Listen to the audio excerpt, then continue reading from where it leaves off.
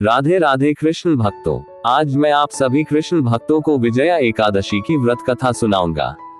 धर्मराज युधिष्ठिर बोले के जनार्दन, फाल्गुन मास के कृष्ण पक्ष की एकादशी का क्या नाम है तथा उसकी विधि क्या है, कृपा करके आप मुझे बताइए। श्री भगवान बोले, हे राजन, फाल्गुन मास के कृष्ण पक्ष की एकादशी का नाम विजया एकादशी है। इसके व्रत के प्रभाव से मनुष्य को विजय प्राप्त होती है। ये सब व्रतों से उत्तम व्रत है। इस विजया एकादशी के महात्म्य के श्रवण व पठन से समस्त पाप नाश को प्राप्त हो जाते हैं। एक समय देवर्षि नारद जी ने जगत पिता ब्रह्मा जी से कहा, महाराज, आप मुझसे फाल्गुन मास के कृष्ण पक्ष की एकादशी विधान कहिए। ब्रह्मा जी कहने लगे कि हे नारद, विजया एकादशी का व्रत पुराने तथा नए पापों को नाश करने वाला है। इस विजया एकादशी की विधि मैंने आज तक किसी से भी नहीं कही। ये समस्त मनुष्यों को विजय प्रदान करती है। त्रेता युग में मर्यादा पुरुषोत्तम श्री रामचंद्र जी को जब 14 वर्ष का वनवास हो गया, तब वे श्री लक्ष्मण तथा सीता जी सहित पंचवटी में निवास करने लगे।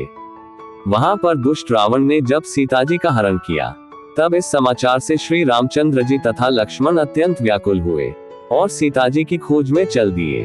घूमते घूमते जब वे मरणासन जटायु के पास पहुंचे तो जटायु उन्हें सीता जी का वृतांत सुनाकर स्वर्गलोक चला गया। कुछ आगे जाकर उनकी सुग्रीव से मित्रता हुई और बाली का वध किया।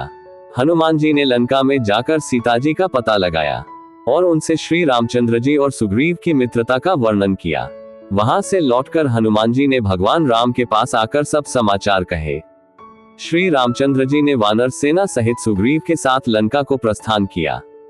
जब श्री रामचंद्र जी समुद्र से किनारे पहुंचे, तब उन्होंने मगरमच्छ आदि से युक्त उस अगाध समुद्र को देखकर लक्ष्मण जी से कहा कि इस समुद्र को हम किस प्रकार से पार करेंगे।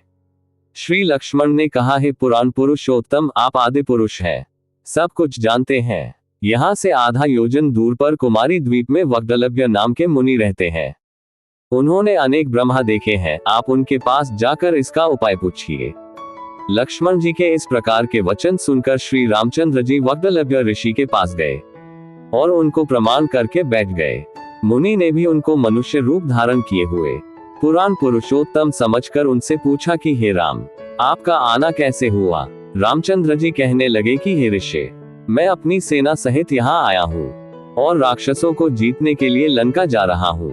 आप कृपा करके समुद्र पार करने का कोई उपाय बतलाए, मैं इसी कारण आपके पास आया हूँ। वग्दलभ्य ऋषि बोले कि हे राम, फाल्गुन मास के कृष्ण पक्ष की एकादशी का उत्तम व्रत करने से निश्चय ही आपकी विजय होगी, साथ ही आप समुद्र भी अवश्य पार कर लेंगे। इस व्रत की विधि यह है कि दशमी के दिन स्वर्ण, चांदी, तांबा या मिट्टी का एक घड़ा बनाएं। उस घड़े को जल से भरकर तथा 5 पल्लव रख वेदिका पर स्थापित करें। उस घड़े के नीचे सतंजा और ऊपर जौ रखें। उस पर श्रीनारायण भगवान की स्वर्ण की मूर्ति स्थापित करें। एकादशी के दिन स्नानादि से निवृत्त होकर धूप, दीप, नैवेद्य, नारियल आदि से भगवान की पूजा करें। तत्पश्चात घड़े के सामने बैठकर दिन व्यतीत करें और रात्रि को भी उसी प्रकार बैठे रहकर जागरण करें। द्वादशी के दिन नित्य नियम से निवृत्त होकर उस घड़े को ब्राह्मण को दे दे। हे राम, यदि तुम भी इस व्रत को सेनापतियों सहित करोगे तो तुम्हारी विजय अवश्य होगी। श्री रामचंद्र जी ने ऋषि के कथनानुसार इस व्रत को किया और इसके प्रभाव से दैत्यों पर विजय पाई। अतः हे राजन, जो कोई मनुष्य विधि पूर्वक इस व्रत को करेगा, दोनों लोकों में उसकी अवश्य विजय होगी। श्री ब्रह्मा जी ने नारद जी से कहा था कि हे पुत्र, जो कोई इस व्रत के महात्म्य को पढ़ता या सुनता है,